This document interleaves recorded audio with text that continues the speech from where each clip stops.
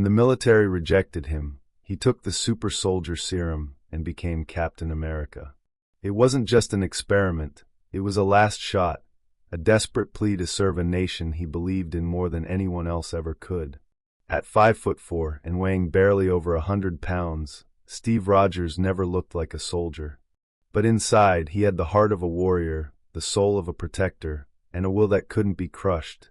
Not by bullies, not by rejection, and certainly not by fear. He had tried to enlist multiple times, forging documents and lying about his address just to get another chance. Each time, he was turned away. Asthma, anemia, a list of conditions too long to bear.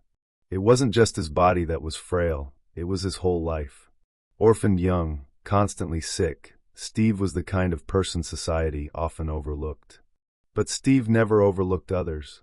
He would stand up to men twice his size to defend a stranger on the street. He didn't need superpowers to be a hero, he already was one. That spark, that unyielding determination, caught the eye of Dr. Abraham Erskine. Erskine wasn't looking for the strongest man. He wasn't even looking for the most intelligent or charismatic. He was looking for a good man. A man who, if given power, would not use it for personal gain or domination. Someone who understood weakness, who had known vulnerability, and wouldn't forget it after transformation. Steve Rogers was that man.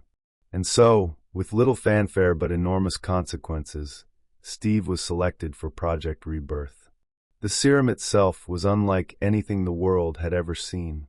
Designed to enhance the human body to the peak of physical perfection, it offered more than muscles. It offered speed, agility, endurance, reflexes beyond normal capacity. But it wasn't just the serum. It was also the process, the Vita-Ray chamber that stabilized the transformation and ensured that the subject lived through it. Many doubted the experiment would work. Some feared it, and for good reason. Steve entered the chamber as a small, frail man. What emerged moments later was something else entirely. Taller, broader, stronger, his transformation was immediate and awe-inspiring. He had become the world's first super soldier. But before the euphoria could settle in, a Hydra assassin, embedded in the project, detonated a bomb and shot Dr. Erskine dead. Chaos erupted. The only man who truly understood the serum's formula was now gone. The serum had worked, but it couldn't be replicated. Steve was now one of a kind. With Erskine's death, the project died too. The government, unsure what to do with their lone super soldier, turned Steve into a symbol. Dressed in a colorful costume, sent on USO tours, and forced to perform in stage plays and propaganda reels, he was turned into Captain America, the idealized face of patriotism. It wasn't what Steve wanted. He had wanted to fight, to bleed alongside soldiers, to make a real difference on the battlefield. Instead, he was waving the flag in front of kids. That changed when he learned that his childhood friend, Bucky Barnes, had been captured behind enemy lines. Disobeying orders, Steve went on a solo mission, infiltrating a Hydra base and rescuing Bucky along with hundreds of other soldiers. That act of heroism redefined him. He wasn't just a symbol now, he was a leader. The military had no choice but to acknowledge his valor.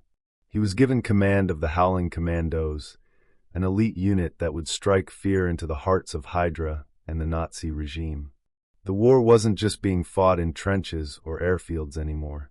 With Hydra developing weapons powered by the Tesseract, a cosmic cube of immense power, Steve found himself in battles unlike anything conventional warfare had ever seen. Hydra's leader, Johann Schmidt, known as the Red Skull, was no ordinary enemy.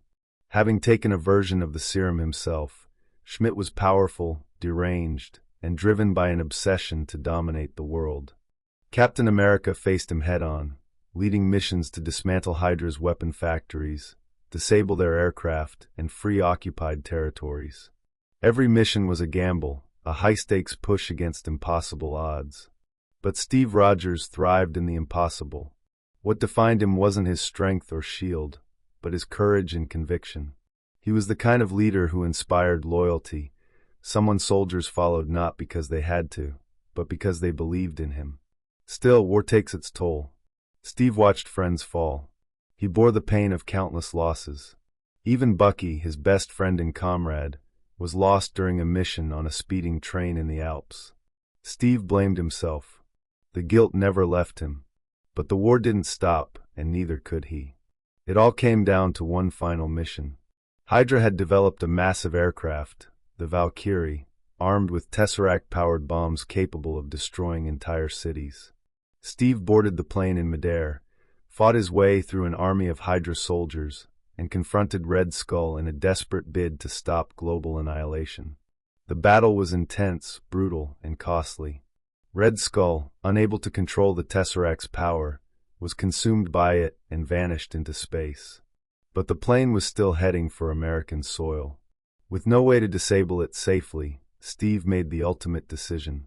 He took control of the aircraft and crash-landed it into the Arctic, saving millions but sacrificing himself. There was no fanfare, no farewell, no time for goodbyes. Just static over the radio and silence in the sky. The world mourned his loss. Captain America became legend. His sacrifice was remembered, his story mythologized. But Steve Rogers didn't die that day. The ice preserved him, suspending his life in a frozen stasis for decades. While time moved on, he remained a relic, a man out of time, buried under layers of snow and forgotten by history. When S.H.I.E.L.D. discovered the wreckage almost 70 years later, they couldn't believe it. The body was intact. Miraculously, Steve was still alive. Revived in a world that had changed beyond recognition, Steve awoke to a world of smartphones, satellites, and global politics he couldn't quite grasp. The war he'd fought was long over, but the battles had never really stopped. Evil had changed faces, changed tactics, but it remained persistent. Adapting to the new world wasn't easy. Everyone he had known was either dead or aged.